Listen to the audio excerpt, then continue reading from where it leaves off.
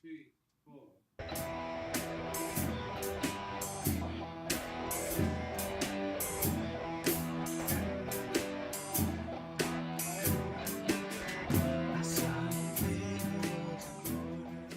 I'm at the market, Thorns. Yeah, it is. It must be cold where you are, too. By the ocean?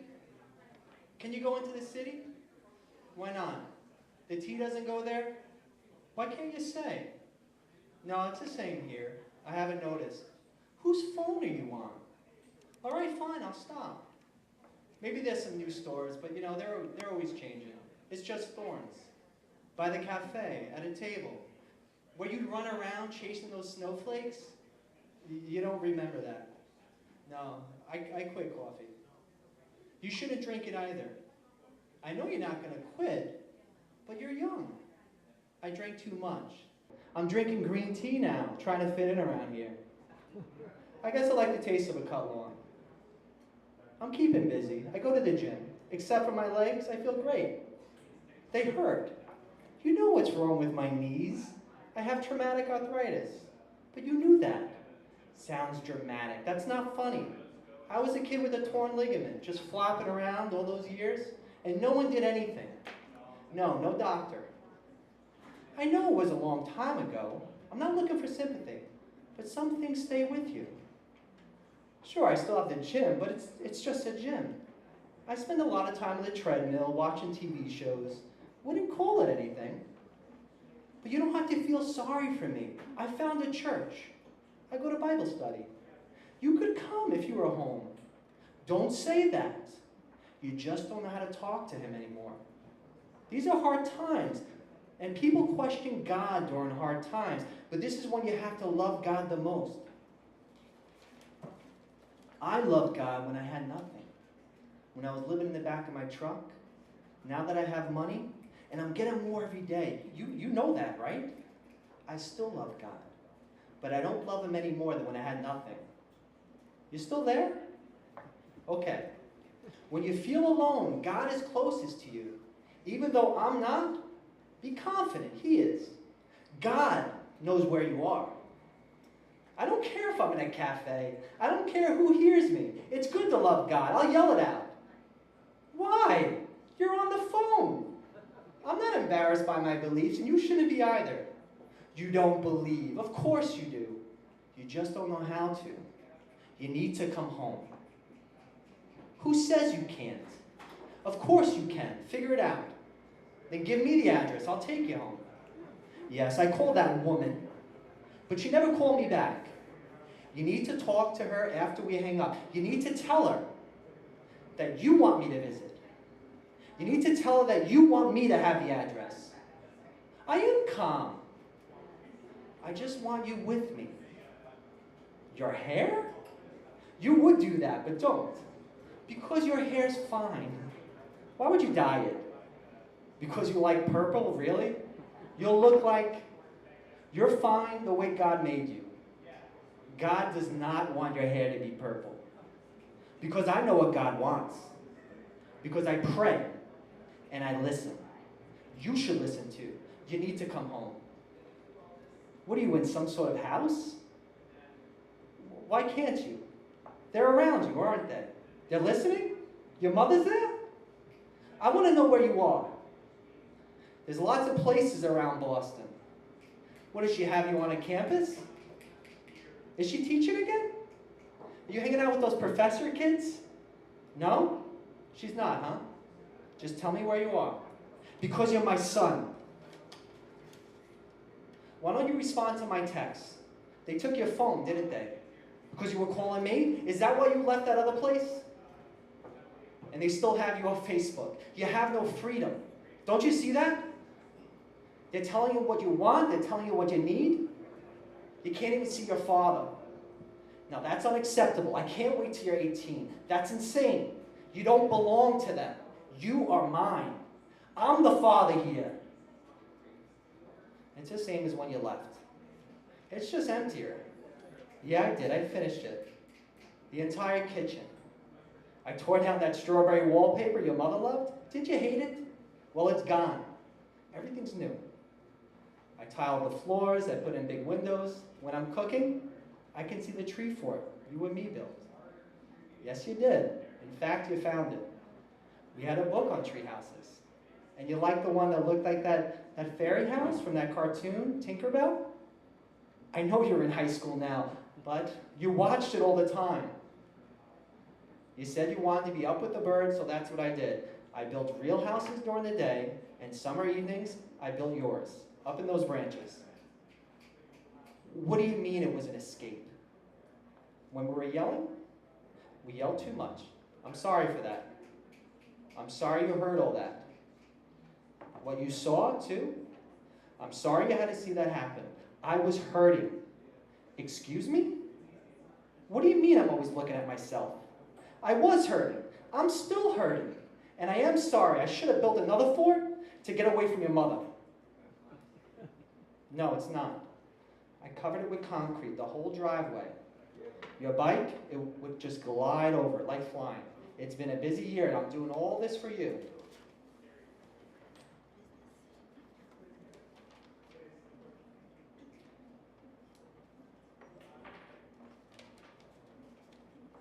I didn't even know you were leaving. You didn't have to leave. Did your mother say that? Why won't you answer me? Fine, then don't. I think Cooper died since you've been gone. I don't see him anymore. You know, he used to always sit on the porch. Right, barking at people. He's not there anymore. I know. Well, he was getting old. Was in a lot of pain. No, not bad knees, wise ass. He had bad hips. Common in boxers. He could barely walk. Sometimes the pain is greater than the good stuff. Right, like barking at people. Kind of like your dad. You know, I spent all this money on this kitchen, but I don't use it. I miss cooking with you. You know how? Don't you remember watching me? How can you not remember? I used to cook with one arm because you demanded that I pick you up and watch. It wasn't that long ago. You were always in my arms. And you knew what each spice and herb smelled like. Because we practiced. Things weren't always bad. You'd sit on my lap at the kitchen table, and I'd have all the spices and herbs out, and I'd open one, and you'd take a sniff, and you'd guess. No, you didn't sneeze that much. You loved it. The first you got right was cumin, and then chili powder, and then curry, and then all the herbs.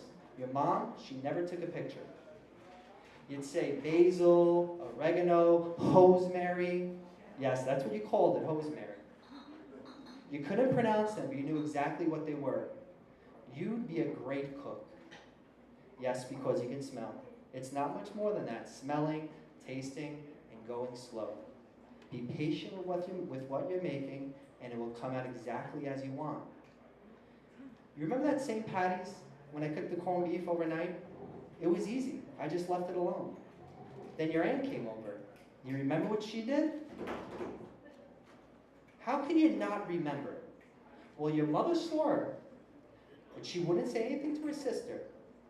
Your mom was probably drunk anyway. Call her an alcoholic if that makes you feel better.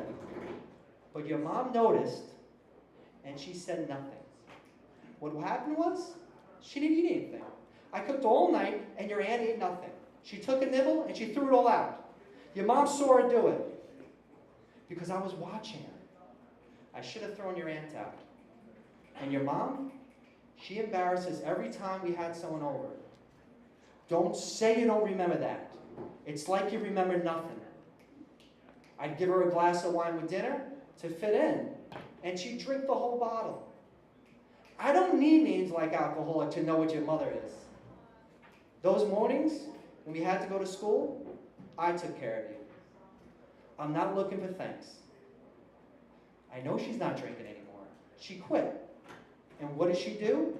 Instead of thanking me for taking care of you, for taking care of her, she leaves and she takes you. She probably still can't have a glass of wine with dinner. Yeah, I'm still in the cafe, and I don't care who hears me. I'm concerned for you. You're my son. It's been more than a year, and where are you? Is everything really okay? It is? Okay. Well, do me this favor. Can you send me something? It doesn't matter what. Just send me something, you understand? Anything, a letter, a postcard, a gift, I don't care. Just don't let them see, and don't let your mother see, and put your address on it. Make sure your address is on the envelope, okay? So your father can visit. Then just email it. All right, you can go. But when would you call me again?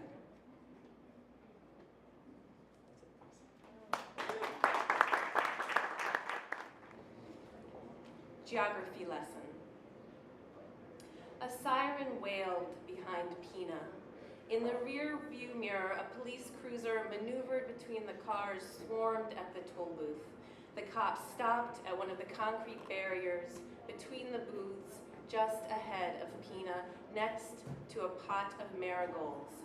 Fake nature. Summertime dusk was closing in, and moths and other flying insects careened in the brightening floodlights.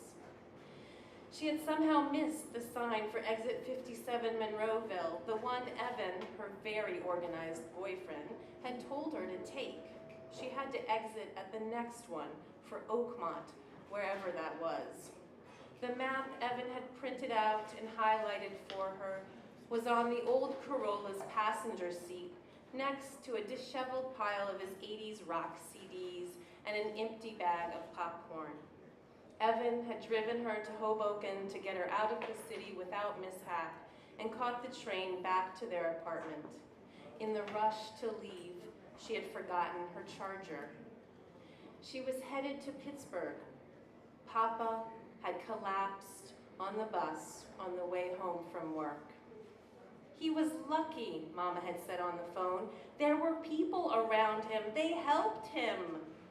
Mama seemed surprised that humans, ordinary people, would come to the aid of a stranger. I'll never be able to thank them, Mama had said. I don't know who they are. It was just like her mother to worry about thanking people while her husband lay in an induced coma. How many of those bus passengers, aglow with witness status, were describing the story to their families and friends between bites of their supper? There's no need to come now, Pina, Mama had said, when you just have to wait. Pina's hangover was only then lifting near the tail end of a sluggish workday, but how could she not go? Well, if you want to, Mama said, but don't you have work? He wouldn't want you to miss work. Work. If her parents, descendants of Italian immigrants, had any sense of the sacred, it was for work. Coal had collapsed, but the coke industry had kept going. Pittsburgh to Morgantown to Youngstown, then Pittsburgh again, wherever the company sent him. Nothing could interfere with work. For Pina, receptionist by day, bartender by night, work interfered with everything. She imagined her mother at the kitchen table, fingernails bitten down to the quicks, the counters cleared of any sign of food, and iced with a chalky film of Ajax. Her sisters were probably already there, Maria and Gina, always dutiful, the ones who didn't leave, married local guys, became Bambini factories. Where's your sense of direction? Maria, the oldest, liked to ask. I've never had a sense of direction, she'd say, laughing off the criticism. It was true, maybe metaphorically, but also literally. How sweet it would be to call up a map of anywhere, the United States, Pittsburgh, Brooklyn, in her mind, to situate herself instantly in relation to the 4 cardinal points, an inner compass. She'd give her pinky fingers and toes to be able to climb out of any subway station and by instinct know which way to go, destination and route ingrained like a migrating bird. God knows Papa had tried to teach her, standing over an atlas at the table, but he was a geologist, not a teacher, and his intimate knowledge of the earth above ground and underground did not root in her. Her phone had GPS, but she hadn't wanted to use up the battery, and she was scared to rely on it. Sometimes it led her on a wild goose chase or spit her out of the wrong way down one-way streets, in Italian senso unico, unique sense. The cop got out of the cruiser now and held his palms up, stopping any more cars from advancing. She couldn't see what was happening, but something was happening beyond the toll booths. Her bladder ached. She ejected the David Bowie CD. The exhaust of all the cars idling, the lucky ones with air conditioning, felt suffocating without any hint of a breeze. There had to be a bathroom for the toll collectors, though actual live human collectors were becoming endangered species. More sirens and lights, this time from the other side of the toll booths. The low, keening note of an ambulance, someone hurt. How awful. And yet, she also couldn't help but feel aggravated because she was stuck. Is that how some of the bus passengers had felt when the stroke hit her father? Tired from work, school, just aching to be home, shoes off, dinner on the table, maybe one or more riders anxious to relieve a home nurse aide, to soothe an aging parent, a sick spouse. After her papa was taken away by ambulance, what did the other bus passengers do? How awkward and silent the rest of their ride must have been. What if she stood on top of her car and yelled, "My papa is dying, and I have to pee"? But what made her situation more dire than anyone else's?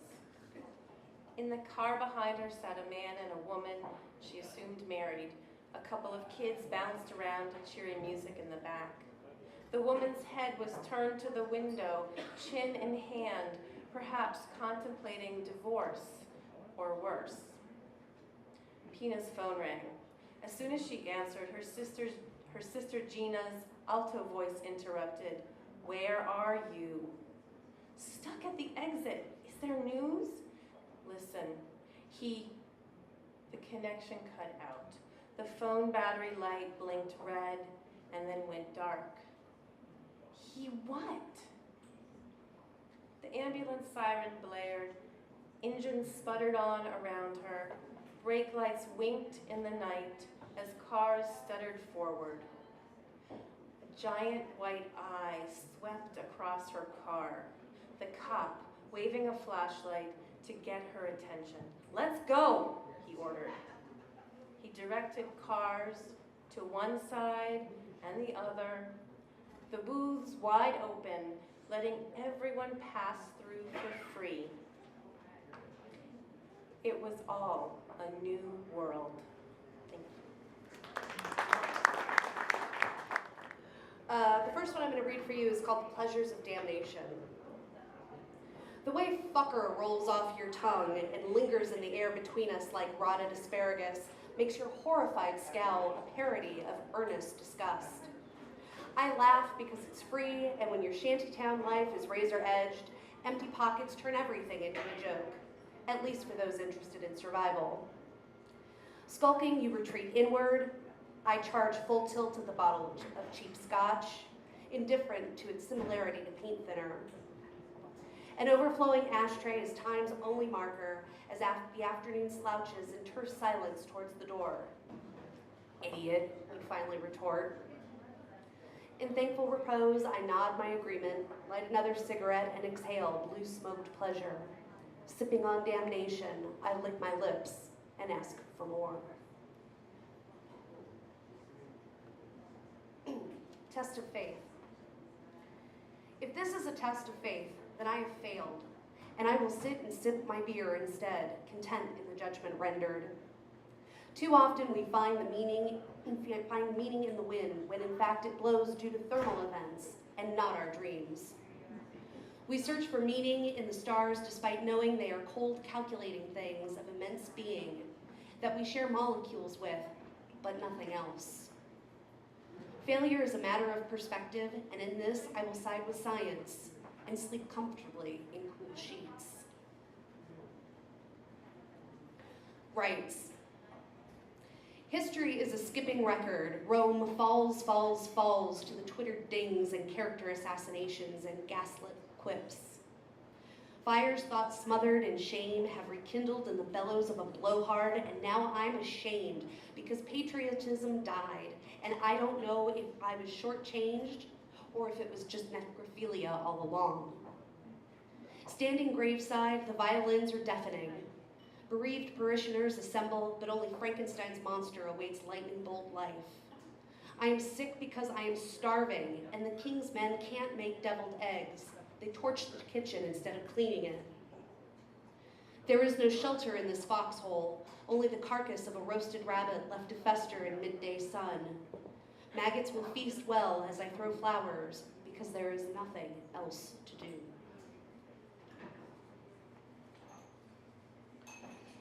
It's not about me. It's not about me or the apple or the stars. This is the commonality between breath and wind, and the way the light touches a side of you I'll never reach. The way hands feel unplugged and when disconnected from your skin, and how it gets dark at 3:30 in the afternoon. This is about the drought that eats the land and leaves us with the ashes we'll become, the brittle aftertaste of the dead. Too far south to see the northern lights, I am north enough to know winter's bite and the need for wool socks. I am north of a place that burns sand into glass, and too far east from home. But this is not about me, or the apple, or the stars.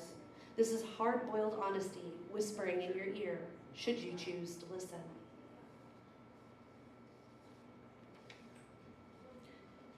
From the spaces in between.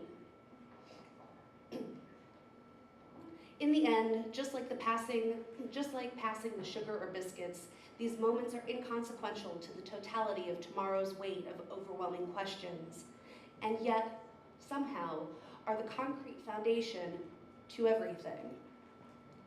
When the letters scatter, refusing to define us, we turn to the pleas and thank yous offered when nothing else felt right, when crisis pressed tiny hands to our hearts, when we thought ourselves invisible and then were found by soft eyes suddenly in the sun. Only then do we know that the dictionary lies as we paste new words together in a collage of years to come. And finally, soliloquy on a summer's night. Smoke ladders the air, and I'm not going anywhere. The only justification I have to look for leaves a blue haze about the room, and we know fact is the best way. I loved you first. The kindness of you divides the light. If we could do this, no, it doesn't matter. Night from blackened windows is the new start, but every time we talk in uncomfortable ways, it's impossible to know how much better now is. Unable to impact the shadows that cling to every surface, we carry on as we should, but no, I'm no casual complimenter, and I will not cry. Everything touched is tainted, and is a great way of saying the timekeeper is callous with discontent, which is the same as a whole conversation. Immaterial fingers reach for a lighthouse that is far. I don't think that you have to go back to sleep, but a fresh breeze from you would clear the malignancy.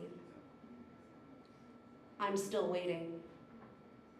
People are out there, respective holders, mind and body, but no reprieve is found. And now I am a turn-up with an ego in search of a new song on a sultry summer night. Thank you. This first, it's called After Getting the Tattoo. Some no longer dreamed. Others couldn't stop. Some were plagued by insomnia or lost their appetites. Doctors said loss of appetite's what you wanted, wasn't it? But not like this. They gave in to hysteria. They kept their tattoos out of sunlight, hoping to avoid side effects. It took decades to sort through the rumors and irrational fears. We were on a threshold. All we had to do was step across. Many of us did. The stem cell meat farmers knew something was wrong. After decades of testing and retesting, refining methods and fine-tuning messages, after lobbying nonstop for animal rights, meat growers finally developed a product people could afford. At least market research told them so. That's why the industry fought so hard and long to spread false rumors about the chlorophyll tap. Many of the same rumors that were spread about stem cell meat in the early days. They said it weakened the immune system, introduced a new strain of hepatitis. They joked about it making your cock grow backwards and your teeth fall out. So much for quantum leaps in evolution. They said it caused ptomaine, hacking cough, toxic shock, bloating, seizure, delusions of grandeur, sleeping sickness, night sweat, sterility, made you swollen, lethargic, dyspeptic, plant-like, vegetative, like a zombie, made your nose bleed and your neck ache, caused internal bleeding, window shopping, difficulty making eye contact, ringing in the ears, made you fidget, limp, hiccup, sneeze, vomit, giggle, fret, commit adultery, gave you warts and sensations of wetness, crabgrass in the pubes and armpits, between fingers and toes, caused rabies, croup, hair loss, frostbite, phantom limb, bleeding gum, sunstroke, stagflation, blindness, and boredom. They said it would disrupt our relations with animals, and the accusation we had to take seriously given the politics taking hold in recent decades. They said our dogs would get sick if they licked us. They said the dust mites that fed on the sloughed off skin cells of a chlorophyll tap would make cats allergic to us. Horses would smell us and be terrified. They said it would give rise to increased gum chewing, light sensitivity, acne, attention deficit, make us vain, vulgar, paranoid, deaf, cause blind rage, aneurysm, vampirism, tonsillitis, dermatitis, mange, martyrdom, child abuse, make us lie, cheat, steal, primp, beg, pimp, lead us into excess baggage, bulimia, loss of sense of smell, make us infantile, pushy, gullible, stoic, unsportsmanlike, obese, astigmatic, trick us into jingoism, crib death, tooth decay, meningitis, shallow breathing, common cold, hammer toe, loss of appetite, Lyme disease, dandruff, canker sore, blood clot, pigeon toe, pink eye, date rape, Taoism, make us homophobic, cause coma, cognitive dissonance, spit swallowing, binge drinking, crotch rot, blackhead, make us sleepwalk, backslide, brown nose, lead us to fear of heights, premature burial, bird flu, seborrhea, fear of cats, stomachache, vitiligo, leave us speechless, euphoric, evasive, lead to victimization by financial advisors, fear of contagion, birth defect, premature ejaculation, and premature death. None of this happened to any but a few. And it didn't matter that most side effects were temporary. The fact that anything happened at all lent credence to the meat lobby's rumors. It didn't even matter whether anyone believed them or not, as long as people put off getting the tap until they saw what happened to early adapters. But some of us ended up getting sick. Lily Pad developed a subdural hematoma. She never fully recovered. We got it taken care of in time to save her life, but she was never the same. Short-term memory loss, an appetite for chewing sticks. She'd plop down next to strangers and try to engage them in staring contests. Mostly she was a nervous wreck. We stopped sleeping together after a while. We became impotent. Some of us were glad of it. Most of us were old enough to have had all the sleeping around we needed. The few youngsters among us groused, but we told them there were worse things. Some of us got colds that never went away, sniffles, runny noses. Some of us were glad to have runny noses. Our sinuses had been dried up for decades. One individual is said to have contracted every single illness and condition on the meat grower's list of possible side effects. It was a good story, but hardly believable. Weight gain and weight loss. We knew people whose weight yo-yoed between extremes, but this individual was supposed to have ballooned up one side and gone down to nothing on the other. Thanks.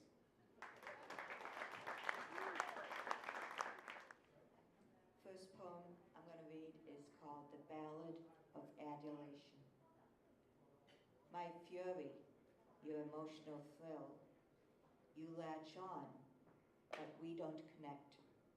A seeker of easy inspiration, you are not prepared to feel the fire that has consumed me, nor informed enough to bear the empathy you vocally proclaim.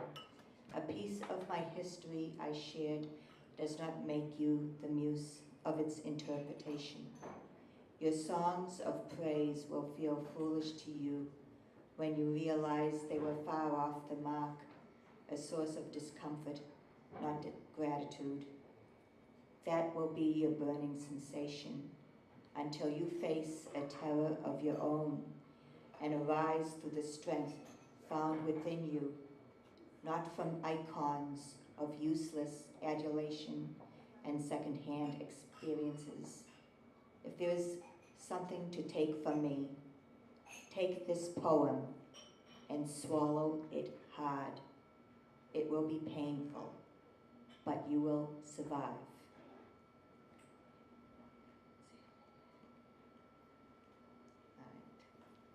Just have to change channels here.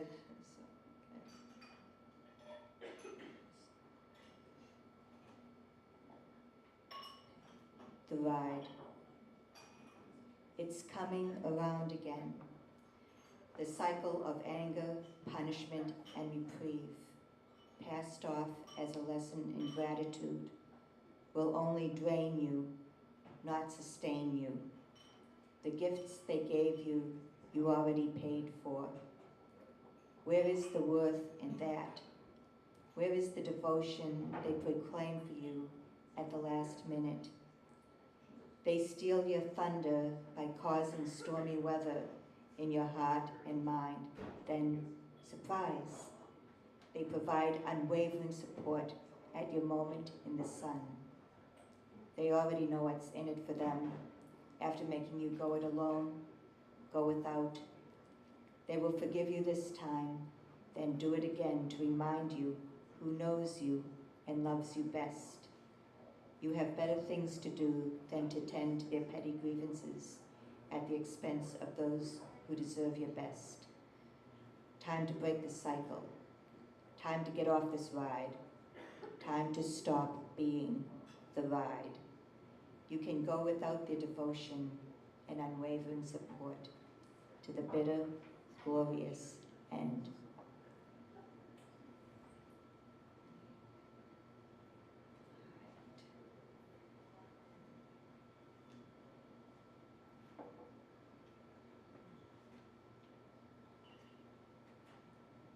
All there is. Was the moment real if it ended too soon? How the heart's thrall last is small, that it's a shame it can't be extended. You try for an encore and force a retrofit of future moments for a similar feel, but it's not the same. You want to cry out theft of that moment, but that's not reasonable. Lofty ideal stays up in the air for so long, then it's time to come to earth and go to work. A different dream will later take shape, and you will want to be there for it before it passes. Thank you very much. I am not your poet, the one with the famous pet chicken on her shoulder, walking backwards towards the wolf. Moreover, I will never be your poet, the one whose words bear repeating as your mantra over and over again, like a few good men. Your poet gave up everything. How can I beat that? She burned so brilliantly, died so young. So go ahead and tattoo your vision of God across my back in bold, bright colors. I am still not your poet.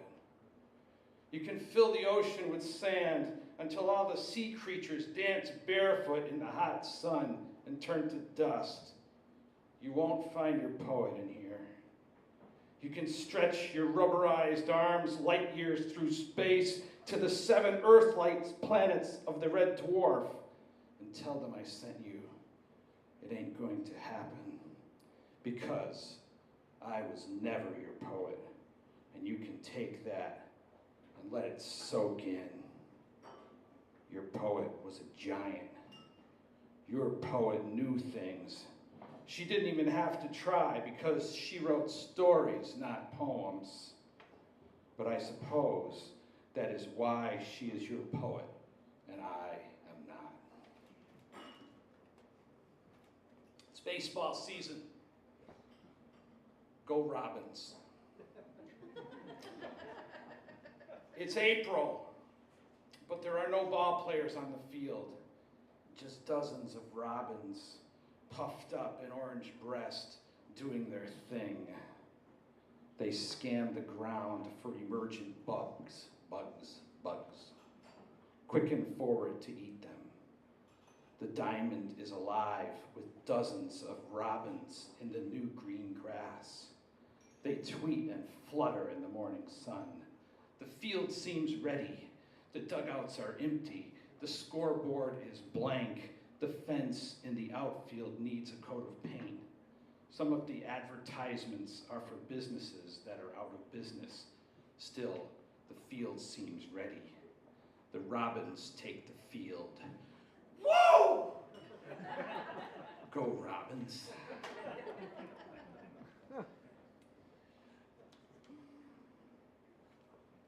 All right, a couple more. Yeah. Drift. This one's called Drift. Now, in the spring, a lot of times the meadows in the East Hampton, Northampton area will flood. And you could go out there with your kayak or canoe and you could float around, do the kind of stuff that I do and paddle out in between the trees and look for the blue heron nests and stuff like that. Drift falls through trees as we glide in our dugout plastic canoes, in full parts divided. I can only be gentle working my way in.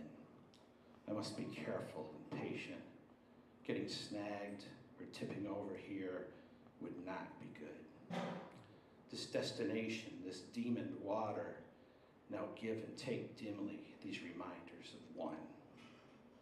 Drift falls warm, dry snow and gentle breeze, dust particles in space, petals spin naked and dance, floating on the surface free.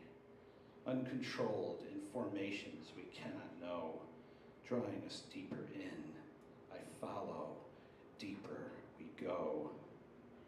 Patience now, be gray and blue, these wings, these leg stems bent akimbo locked. One eye waiting, long in waiting, looking now, longing now, locked in water blue, through these millions of seasons, knowing how, knowing when, knowing exactly when. Patience now. My place can be only to watch, to report precisely what I see. High in the treetops, there are dinosaurs communicating cries without ears. They create huge shadows, silhouettes. They are watching me. I am watching them. I know they are waiting as I am waiting. Afternoon slow, with these shadows grow. My son is with me. We dip and glide, stroke and turn. I know it is time. The depth has become more constrained, more confined, less sure. The vernal shore lines blur with muck, lies never more true. Soon they will be going, soon they will take flight. Somehow now, searching their own blue water. Drift on wings, the four winds blowing. Drift on karma, may one day return. Drift like sieve puffs, leaves or pollen on surface tension in gentle current. Or wash through this rage of torrent. Drift like dust across great blue, the sky is your ocean, fall through the trees like rain stars divided. Thy will be done, and time, and patience be true. Every raindrop has a heart of dust. Every tear tastes of the sea. All right, last one. My guardian angel is drunk. She laughs stupidly at me. Her face is smeared with cheese puffs.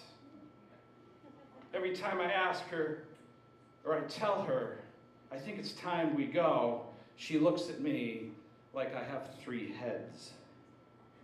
You really do have 3 heads, she says. I pretty much have to carry her out of the bar. She is slobbering all over me, saying, I have a tiny little penis. Teeny tiny, she says. I get her into the car and she flops her head into my lap. Teeny tiny weenie, she says. Let me see, I want to see. And she fumbles with my belt and the seat belt. Hey, cut it out, I'm trying to drive here. Somehow she gets my pants unbuttoned and unzips my fly. There's a whittle, wee willie, she says. Then, with no warning whatsoever, she loses her lunch. All over me, the seat, her hair, my underwear, what's left of the dinner, the cheese puffs, and about 7 or 8 mojitos. And a couple of glasses of wine. God, did it stink. Jesus H. Christ, babe, I had to roll down the window to get some fresh air. I feel a little woozy, she says. And then here it comes again. This time all over the dashboard and the floor.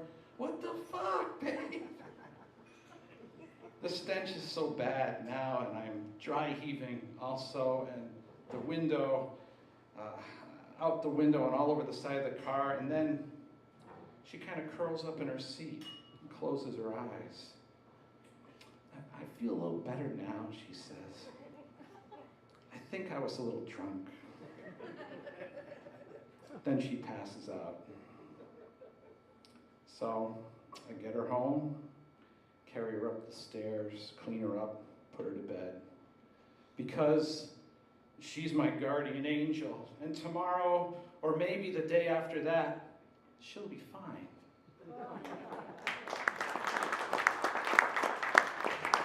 Thank you.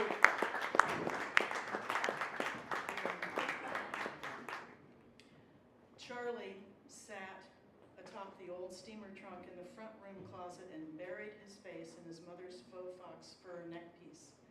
He loved the musty animal smell of it, the feel of the soft fur against his face, the cool silkiness of the lining of its underbelly. The fox fur was his favorite closet item, even more so than his mother's Sunday dress. He liked the dress in fox fur most of all when his mother was wearing them. Sitting next to her in church, pressed against her side, was the one time each week that such closeness was permitted. The soft, soothing fur and fabric comforted his right side. On his left, his father's scratchy wool jacket made him itch, but felt strong and solid. Nestled between his mother and father in the church pew, Charlie felt safe. In the closet, he felt something else, something thrilling, the adventure of hiding, of doing something no one in the world knew you were doing. In the closet, he could touch the soft fur and silky fabric as much as he wished, something he would never do while his mother occupied them. The eyes of the fox unnerved him. Black and beady, they were hard to the touch. He didn't think they were real, but he wasn't sure. The mouth bit, and sometimes he would put a finger into it to see if he could stand the pinch. He would count how many seconds he could leave it in before he would have to press the small lever hidden in the chin fur to stop the pain and release his finger from the jaws of the small beast. One time he jammed a stick in the fox's maw to keep its jaws open so he could poke a finger down its throat to see how far it would go. He forgot to take the stick out. That Sunday, his mother had wanted to know if he was responsible for the twig she found forcing the fox into a wide-mouthed grin. Charlie had squirmed, knowing that to tell a lie was a sin. He was saved when his father came into the room to see if they were ready for church yet. What are you two jabbering about? I was just telling him, Ilse Bader said, that anyone who doesn't behave in church better watch out, because this fox bites. She made the fox nip at his arm, and he yelped. Jarvis smiled, but still admonished. Hurry now, or we'll be late for church, and you don't want to be late for church. The ones don't go to church, that comet is coming to get. Ilse stopped laughing. Don't tell him things like that. That comet is death, Jarvis Bader snapped. Death coming to take those as aren't saved, those as sin. You'll see, he warned, there'll be some among us missing by week's end. The gas cloud will be coming for them. That is a fact. There's some among us come and go. That wouldn't mean anything, Ilse protested. There's people who move on. But they aren't all in hell, Jarvis intoned, holding the door for his wife and son. Ilse took Charlie's hand, slipped him a hard candy to suck on during the sermon so he wouldn't be too bored, gave him a covert wink. Alan Spoutzer's family disappeared that week as the planet passed through the comet's gaseous tail. Jarvis regarded it as proof that they weren't saved. But then they came back. It turned out they'd gone over to Hitchcock, where her grandparents lived, to be with them, just in case it was the end of the world. And one more piece to read, a short, it's a poem called Prayer for My Father. Catch that pig, they ordered, so he ran, and the pig ran. And that's why I am here today, wondering. Because the pig ran, and he ran after. It occurs to me only now, was it sudden kindness, a guard, creating that unguarded moment? The pig ran, he ran after it. They were all hungry, guards, POWs, the pig too, no doubt. Why didn't they just shoot the pig? The pig ran, he ran. At some point he realized he was alone. The pig gone, and he out of range in the frozen Polish countryside. Now it gets blurry, the story. There was a barn, he hurried in to hide, and there confronted either a young German soldier or the possibility of one. He either killed or contemplated killing close, hand to hand, face to face. That was his flashback years later, and that's why I'm here today wondering. Polish farmers found him in their hayloft, I assume. They moved him to their cellar, shared meager meals, gave him blankets, kept him alive till Poland was liberated. And that's why I'm here today, wondering. At 10, I was embarrassed when he broke down, relived the fear-filled, incoherent memory. At 16, I was repelled by his beer breath and tears. At 23, I attended his funeral. It was too late to ask the questions that began years later to enter my mind. Was the breakdown before or after the letter came in Polish? If there's ever anything I can do, he'd assured them, and now the translator explained, they wanted an American car. He never responded, could not afford to send an American car to a Polish village. I wonder what is or was the name of that village, the name of the family. If I were to go there to thank a Polish farming family for my existence, whom should I seek? He ran. He hid in the barn and then in a basement. Is this why I've been drawn all my life to hiding places, stories of escape? He'd surrendered, surrounded in the Battle of the Bulge, promoted only days before on the death of the previous commander. How many lives did he save? How many men were spared, firing their futile guns at one another in those final desperate days of war? How could I ever tell him now that I have lived nearly half a century beyond his death, 72 years past the pig, past his return home and my conception, how proud I am that he chose life for his men, now that I have lived full of questions because he chased that pig. May I always ask questions, hide the hunted, live unguarded, in the name of the pig, in the name of the Polish family, in the name of my father, amen. Thank you. First I'm going to read one called Grandma's Cigarettes. The chickens gather sorry at my legs. Their heads jerk as my hand casts their feed. Trees stop shushing. Sweat, don't you run, hear? Grandma says, come here, Christmas, and listen. I want you to walk to the store. Granny's feet hold down the dust. Get me cigarettes. Her purse listens with its mouth clamped shut. She opens it to pull out a dime. This is to spend, if you remember. Get me bologna. The train moans, wanting to come. Get me bread. Now I'm on the road. The grader came yesterday and pushed the good-smelling gravel to the side. It makes my nose run. The tin store comes in sight. In back of the store, cabbages sit in the dirt. The store lady dug her garden there and grieves over it when customers don't rattle. When they do, she works her feet up the back steps and comes to the counter with a butcher knife in her hand. The bologna sits there on a piece of oily paper. How much you want?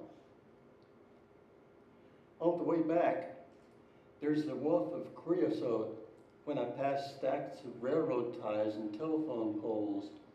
A whiff of red clay, a whiff of flowers, a whiff of maggoty dog off in the weeds.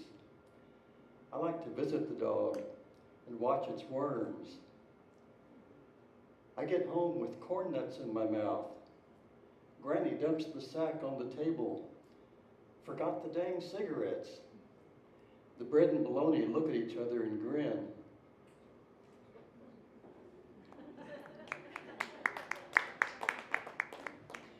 This one is entirely different and from a different century. The end of the vegetables. The knives of dinner had been working among the vegetables. Abandoning restraint, these fled in unseemly haste. The potato rolling along, the celery shouting stern orders, the carrot nowhere to be seen. Sweetly pleaded the cucumber, and oh, she'd put on paint to please. By knife was her sweet answered. The plight of the tomato was wondrously macabre. Its grotesque wanderings took it near and far as its unkindly harmed brain composed verses for its elegy.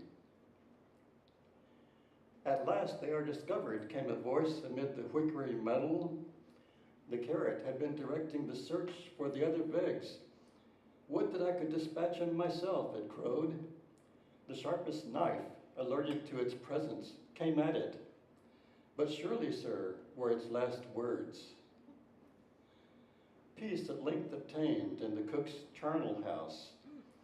Yea, voices were raised in song in the next room as the chorus rang out. Cook bumped through the door with the platter. Loud was the welcoming shout. A sign near the door proclaimed, "No animal has been slain to make your supper."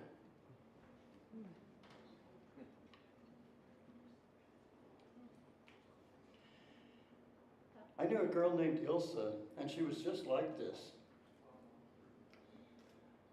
Ilsa says, "All that laughter, it's from the grave." Ilsa says, "When we were walking, you ran and shouted like someone deranged. Why are you so sad?" Ilsa says, "Your knee is moving." Ilsa puts her hand on my knee and stops it. Ilsa says, "You were smiling when you passed the potatoes. Is everything comedy?" I say to Ilsa, "Ilsa, we're good friends, but you're not my wife. You cannot abuse me so." Ilsa says, "My darling, I accept. Sit in the chair while I take down the champagne." When she's out of the room, I escape. When next I visit Ilsa, a man with an enormous mustache is sitting on her couch. Ilsa says, "As you see, I've taken a lover."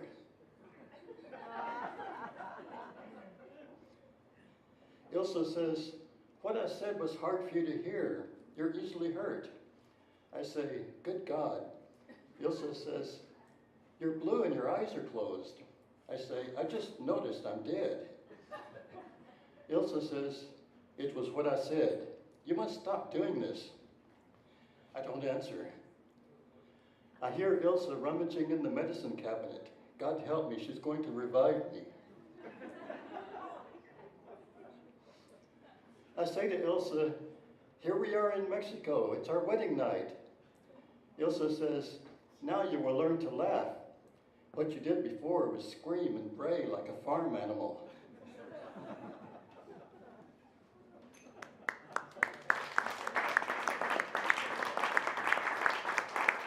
Okay, so you all remember, I am sure, what Mitch McConnell said about Elizabeth Warren earlier in the winter, and I'll just recite it, although you know it anyway. She was warned, she was given an explanation, nevertheless she persisted. So I was thinking about the phrase, she persisted, kind of abstractly, and thinking about it abstractly, I realized that it falls very neatly, as if you were deboning something, falls very neatly into 4 syllables of 3 letters apiece. Okay. So I thought something must be done about that, and this is titled, She Persisted. Sheepish sheriffs shellacked behind the shebeen by a she-wolf, quashed by the banshee. Perennial perps perturbed, their perks perforated permanently. Perspiring 1%ers with cirrhosis from neurosis insist on stasis. Resist crisis fortissimo, her genesis, their nemesis.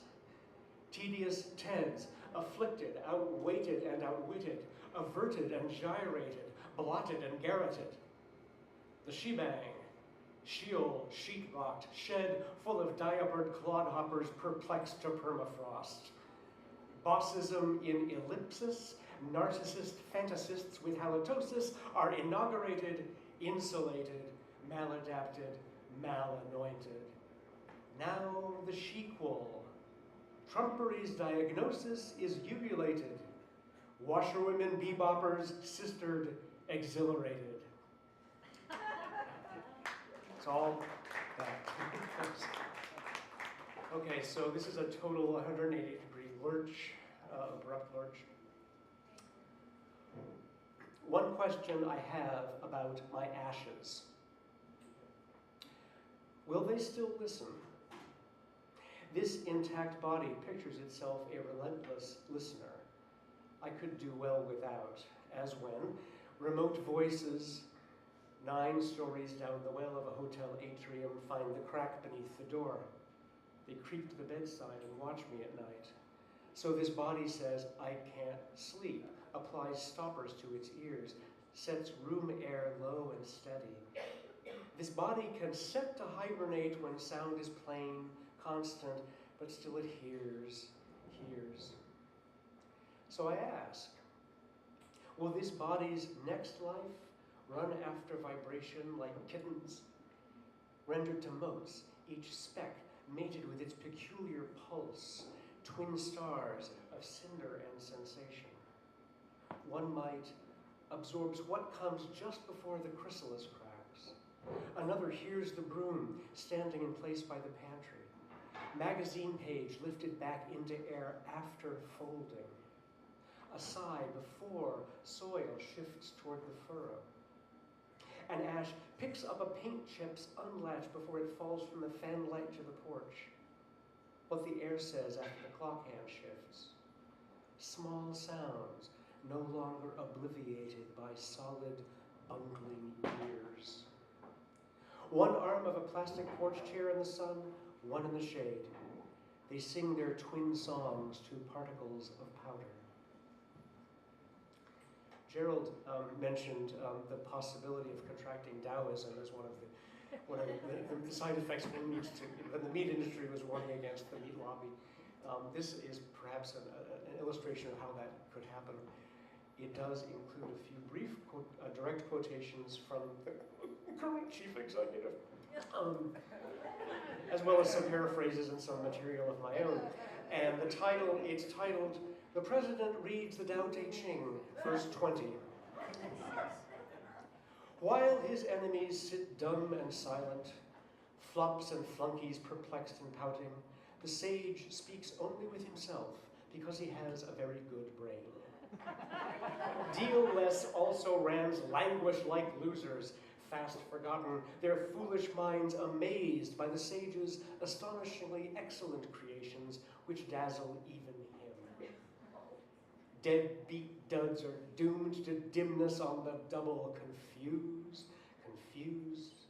The sage alone, born to the lucky sperm club, reveres his life and doesn't have to brag. Mulish and perverse, like babies refusing birth, dark horses, bottom dogs, drift here and there. The sage, almost too honest, penetrates the way where trifling is profound and depthless deep. Quartz driftwood. This milky quartz stone, each jag and ledge sanded by the ocean, answers the light from my eyes as it settles my hand. Lifted from the pebble-stippled sand of a vineyard beach, its interior spark ebbed in the wet, but glimmers now as I turn it beneath the table lamp. Modest quartz, flat-bottomed narrow wedge, mounded like the old hills we call mountains, especially here. Thrashed by the sea to fit the clutch of my palm. It cools the heart line, the mind line, the life and fate lines as they close around it. Fever's antidote, it returns no heat. Molten magma crystallized, permanent ice. Driftwood, bent like a seahorse, head and tail. Striated, it holds the living branches' lines of force. A reach toward the sun engraved in its double twist, what the tree sought in the branch without wanting. 3 potato-eyed wounds rise where offspring twigs were lost. Creases in its bend seem skin set in permanent furrows. Where it severed from the tree, the crater gash is soft, caressable. It receives the hand's heat. It is a creature. I hold it against my ear and stroke it. Its voice, hollow and low, might be the sigh of my fingers against grain.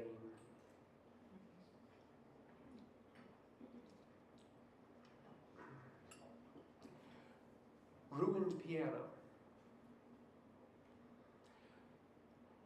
Goggled men in orange jackets take sledgehammers to a bootless piano, a swayback banished to pasture. The only sounds the creature utters, the crackings of wood flown to fragments, whack of soundboard fallen to concrete, or sent end over end down 2 flights to the parking lot, carapace popped as a turtle meets a mean boy with a ball peen. These are smashed pianos. These are not ruined pianos. Set a fire inside an old upright. Place it upon a stone plaza at dusk. A fireplace of wood falling to char. Tongueless, strings melted, its only sound the roiling of flames against air. This is an out-of-the-fade piano. It is not a ruined piano. A ruined piano was pushed to the all-weather porch and forgotten, or escorted out to the barn. A ruined piano wandered outdoors and nobody called it back home. Immigrant ruined pianos were left on the shore.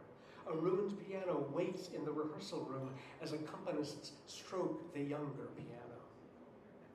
A ruined piano won't speak as it should. Stuck zipper voice. It smiles, and a drawer full of forks falls to the floor. Table sawn syllables, step dance in a suitcase of mud, chime clusters tuned to its brain waves, notes frigate back of its teeth, coughs collapse into its body, ricochet metal spit. Aluminum ice storms, tobacco-wrecked gabble, temple bells made of old pans, horseshoe nails against slate, warehouse of domino fallen door frames, dump truck emptying granite, heartbeat of ball bearings, clacked bones in the teeth. A ruined piano, wedding gift for a perfect pitch mother. A ruined piano cuddles field mice. A ruined piano somehow came with the house. A ruined piano is at least out of the way.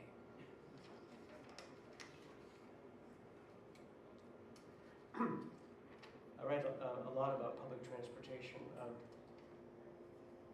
live in Boston. I've been in Boston since 1978, and I've ridden it ever since then. So there's a couple here. This is titled, Gaze or Don't. He is not likely dead. Men never die on the subway with legs casually crossed at the knees. Men with white ponytails spiked behind patterned bald tonsures don't kick the bucket in loose looped cravats of red and black paisley. Men in shirts of Egyptian cotton, suede shoes of charcoal gray, slumped at the railings in end seats, chins at their chests, wide woven hats upside down at their feet are asleep. Asleep at the end of the line and asleep when the train switches back. Sleeping for us who gaze, or don't, at scaly red arms, the flushed crown of a head, smart, slim-fit jeans. See, his fingers are twitching. Everyone leaves him alone, him and his hat. Nobody steps on his hat, nobody hands him his hat, nobody asks him his stop. An elderly, elegant gent, shuttling through the rush hour, who is not dead. Oh, okay, he's all right. You could tell from the ruined piano poem that I also write a lot about sound and music, and so this is both sound and music and public transportation. Titled Hiss and Heave. A short-lived whale song groans from the floor. When the bus moves from its dime, the brief tune arcs up a slope, purrs till the bus arrives at the next dime, then the moan below fades back. Heat or chill through the inside makes a faint, fixed flood of moving air. Bodies in tears face front in molded plastic, encased in sound shards, shuffled past our ears, steady, unlistened to. Patched streetscapes unfix the bus frame as a jabbering rattle. Loose faces shake with the windows, rough road surface mapped into pebbles of mutter. A bony young man at the front giggles all suddenly to find himself texted by someone 2 bodies away. A lonesome laugh for this morning's vista. Hard gasps from the door as bodies are taken in, bodies expelled. Tough exhalations. 68, that was good, another man barks, boasts his age, spry sprint down the sidewalk in pursuit of the portal which lowers to swallow him. A loose-metalled clink, key rattle, clank comes from somewhere. Between motor and chassis, somehow a 2-tone chord throbs. Spark point bell tones spike overhead. Digitized baritone, finely worked chest tones, does most of the talking. Clay Street, American Legion Highway, Ramsdale Avenue, stop requested. Sound spatters shatter in air as the roadway decays. At the end, only 3 bodies remain. Okay, so, titled, At Least 2 Old Men. The hall goes dark. The concertmaster rises to tune. First old man across the aisle fingers a text until the instant the conductor lifts his baton. Second old man, 2 rows behind, snores against the new concerto's austere hush. His wife's side shove interrupts his solo, however briefly. The conductor's arms fall, the audience detonates. First old man grabs his device for snaps of the balcony rail, the back of someone's head. The composer, petite, Russian, and 85, clasped by the soloist as they bend from the stage. At the foot of the aisle, she pivots to face us. We cheer at the top of our feet. Second old man, now erect, awake in his burgundy necktie, hands droop at their sides, forgetting their function. This is a warning to myself. Recall your friend, professor once an operatic tenor, widower, retired, how he gradually forgot bathing and fresh clothes. Eyes weepy rimmed, voice tottered.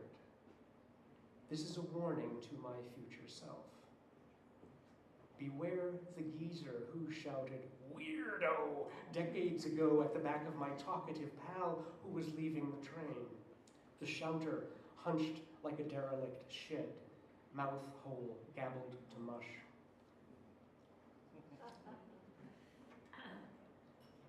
Watch out. Just watch out. Yeah, it sneaks up on you. I will mention, I've got one more poem, and I'll mention before that, yes, I have a chapbook too. I have it with me. It was published a couple of years ago by Cervena-Barva Press, based in Somerville, Mass, titled The After Images, so it is also available. It's among the library of availability. Okay, this last one is quite different. I had gotten recently pretty obsessed. You know, I'm sure this happens to, it may happen to everyone in the room, certainly happens, I'm sure, to the majority of us. You know, a song gets in and won't leave, and days after days go by.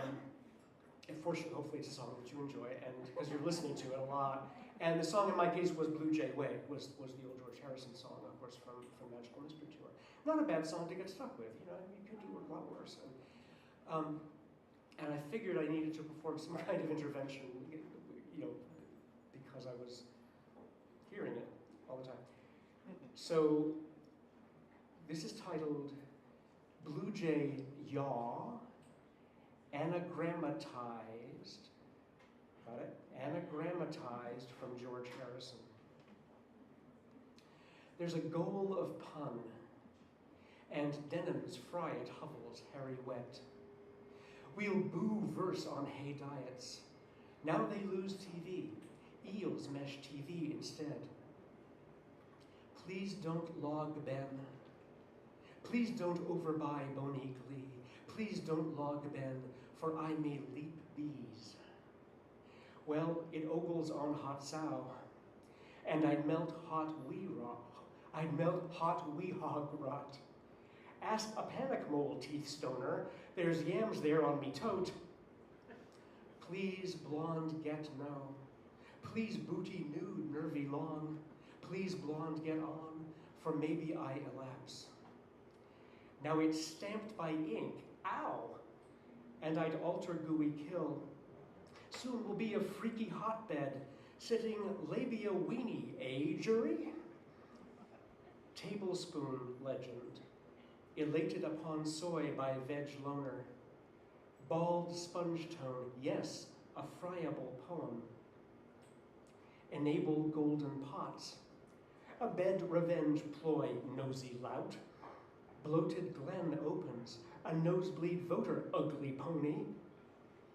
Bedpan ogle stolen, doable spleen tong, bespangle old tone, debate pollen song, a basely rife poem, George Airhorns, a sable fiery poem.